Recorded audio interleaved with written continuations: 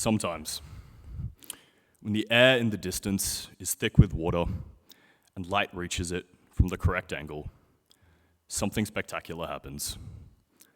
For a short while, the refractory, prismatic properties of the physical world work in union to cast an arc of color across the sky. When this happens, anyone standing in the right position is inevitably drawn in, gazing in awe at this unusual display of the many colors of creation. When I look upon a rainbow in the sky, I find myself, for a short moment, aligning with the most backward and unreasonable proponents of young Earth creationism. I question how it is possible that the physical structure of the world could possibly, of its own accord, give rise to such phenomena. I wonder how the geometries of air-suspended droplets of water, touched only by the rays of the sun, could possibly reflect, in perfect order, all the hues of visible light, the fundamental building blocks of all that one can perceive with their eyes. I am, of course, not at a loss as to how nature can create something beautiful. This is something we see all the time. I mean, animals make more sense to me, but I'm completely mystified that nature can create something so primordially beautiful and meaningful. Today, I want you, all of you, to consider the possibility that rainbows are genuinely divine phenomena, emanations of holy love, revealed at a specific time for a specific purpose. There are so many thousands, maybe tens of thousands, of spiritual interpretations of rainbows across cultures and across time.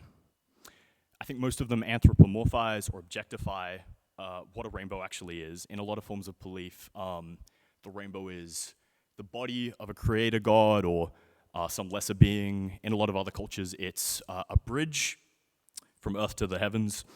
I like the story in Hindu tradition of the god Indra using it as a literal bow and arrow. In Slavic European legend, this is a funny one, a rainbow is sort of a hellish shower that if a man walks under it, he'll be turned into sort of a werewolf, like a rainbow werewolf. Interesting. I find all of these stories interesting, some of them a little bit more compelling than others. I know as a kid, the story of the rainbow serpent always really appealed to me, and I think I heard that when I was 8 or 9, and I was like, yeah, I think that's it. Why not? I point out these stories to illustrate what makes this ancient Jewish story so interesting. In cultures from Norse to Irish to Aztec, the rainbow is a mythological feature of the universe. It's a mystery connected to a broader, magical phenomena. It's the body of a deity, or it's a walkable bridge. But in these ancient Judaic writings that we're looking at today, the rainbow represents something very different. It represents a break out of myth and into reality. The book of Genesis, I hope we can all agree, is a spiritually meaningful, literally quite obscure document. We can't really read it as literal history, and to do that would actually be to be less fundamentalist, like we'd actually be breaking from the tradition of rabbinical or patristic metaphorical exegesis. There's a good, solid tradition, thousands of years long, of looking at the Bible as something metaphorical, something symbolic. It's also incorrect if we want to identify as progressive, Nicene Creed identifying Christians to say that Genesis contains absolutely nothing about the fundamental truths of reality, right? Like we need to find somewhere in between. Do we need to believe in a literal talking snake to believe that God created the vast body of water that is the ocean? That's a genuine question, if anyone wants to answer. I'm going to say no. Do we need to be seven-day creationists to believe that God said, "Let there be light," and then created light? I do not think so. Water and light, if we can take a leap of faith towards a mystical understanding of the world, are among the first things created by God. They are features of the cosmos, present in various amounts in every corner of our mysterious universe. They are also the component parts of a rainbow. When I say this is a part of the Bible where we break from myth into reality, what I mean is this. We've just spent several chapters and several weeks here at Luck wrapping our head around the mythology of human origin. We're confronted with a talking snake, and we have some intellectual wrestling to do. Like, the world as we know it doesn't feature talking reptiles as a natural feature. We have to think of something to justify that. When we read about a great flood and an ark carrying pairs of animals to safety, we are forced to find a non-literal interpretation that makes sense to us as educated people in the 21st century. For our reading today, this establishment of a covenant between the creatures of the earth and God, we don't need to revert to a pre-science worldview. We don't need to justify anything intellectually at all. The rainbow is, in this story, exactly what it is today. It's not the limb of an ancient deity, and it's not a walkable bridge. It has nothing in common, really, physically, with the serpent we see or Adam's rib. God gives to Noah a feature of reality as we have it today. He gives him light refracting through water, the exact same thing that we observe today.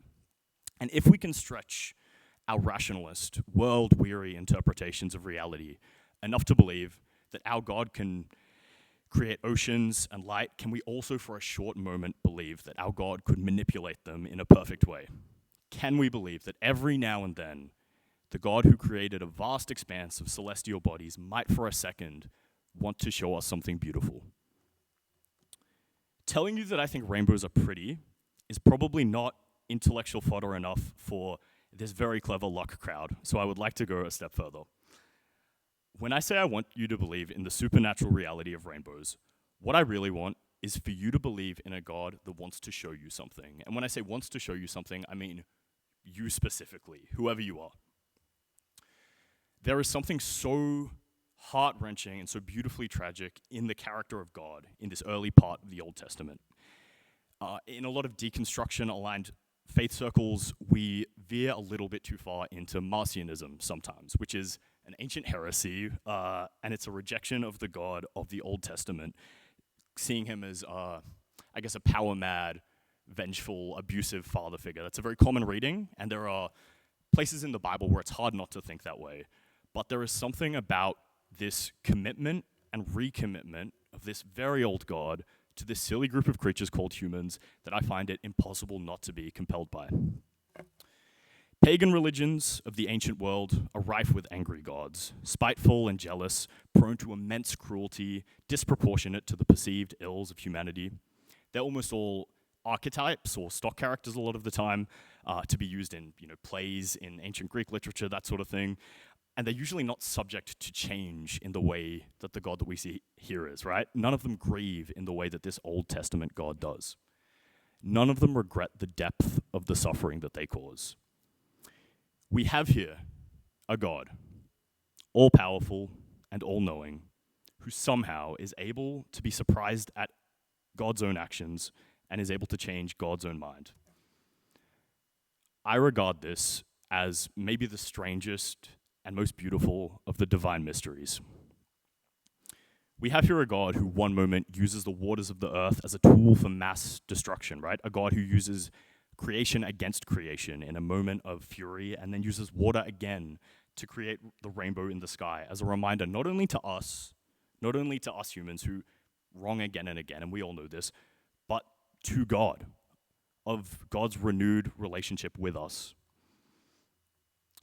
If we can believe in an all-powerful God, a God who shapes and creates, a God who forms the elements of creation into coherence, into energy and structure, if we can believe that God has the power to bring vast amounts of water down into terrible destructive floods, as well as the power to suspend fine droplets of it in the air, where does that leave us? As believers in the scientific process, where does that leave us in an advanced world civilization with archaeological digs all over the earth, history books, carbon dating, all of that good stuff? When I say here that we break from myth into reality, what does it mean that we have no archaeological record of this great flood, but rainbows are still plain to see? If we can be classical theists for a second and hold in one hand the notion that God is all-powerful, all-knowing, and all-good, and hold in the other hand all the discoveries and ideas in modern science, I think we're confronted with a beautiful reality. If there ever was a flood, it was not what we read in Genesis. It may have been a local flood, maybe the same one that we read in the Sumerian book of Gilgamesh. We could also take the Orthodox perspective that the flood is something more metaphorical. The ark symbolizes the church itself, and the flood, the baptism of humanity. I've never been a huge fan of that view, but it's really unimportant. We know for a fact there is no archaeological evidence for a worldwide act of cruelty from God. The undeniable material reality, though, is that there are rainbows all around you. If we can believe in this powerful creator God, we can look upon this sign, seen anywhere in the world, as the unbreakable symbolic link between the divine and the creaturely. If we can believe in the supernatural, in the creator God, as a God directly involved in shaping reality, we see far more Genesis beauty than Genesis cruelty. And what does this mean for us? Am I standing here with the intention of saying, well, the rainbow's a very nice thing, and it reminds us that we're all safe from the wrath of God. Let's all sit safe in our pews and not worry about a thing. No. We see here in Genesis a God who has made a commitment, in fact, a recommitment to peace, to stewardship and change in one direction, the direction of love.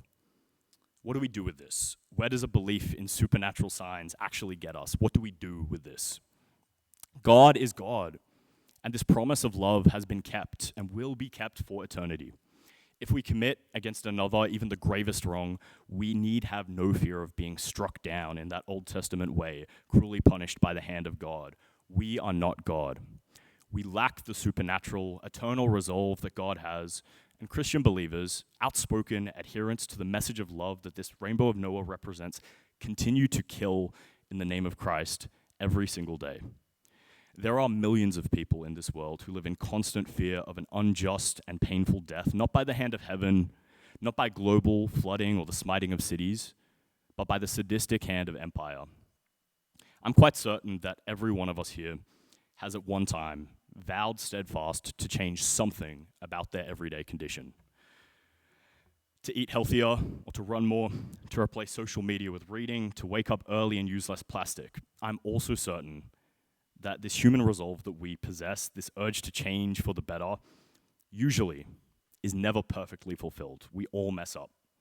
We are not the powerful God of the ancient church, and our own individual will is very, very hard to change ourselves. This is, of course, part of the beauty and part of why I think so many of us love the Gospels, right? Christ recognizes us at our weakest when we struggle our best with temptations, right? We all know that one of the strongest catalysts for personal change is having a friend or having a partner in something.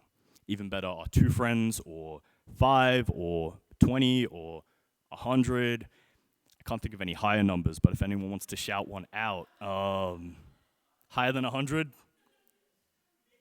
All right, we'll take it. Not just a friend group at that level, right? But a community, or even better, if we get into the thousands or the 10,000s or the 100,000s, a movement to guide us and hold us accountable. That is what God is calling us to be. When God showed Noah this covenant, he bound all of living creation together in mutual responsibility. This heavenly, colorful curve in the sky is not just a reminder to the already powerful, right? The people with the power to hurt, the people with the power to control. It's a reminder to the rest of us to do what must be done. We must all stand together in our nonviolence.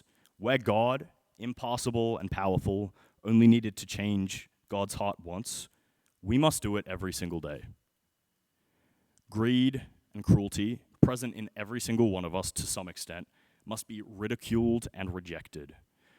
We must clearly and completely push back against any religious agenda claiming that war and destruction are part of God's will.